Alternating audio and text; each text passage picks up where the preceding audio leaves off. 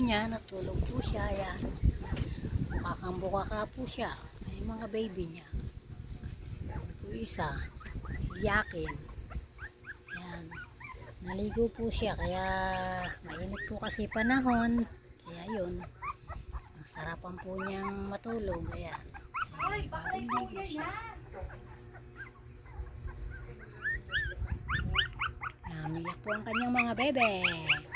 Mainit po kasi, sobrang init. Kaya hindi po nila di sila mawasto.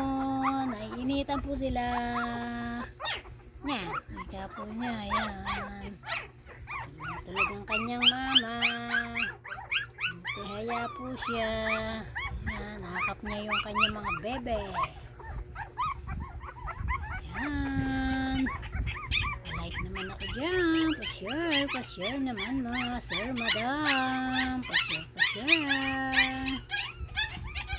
Thank you po sa mga nanood ng video. Ayan, ganyan po siya magmahal sa kanya mga bebe. Ayan, nakatihaya na po siya.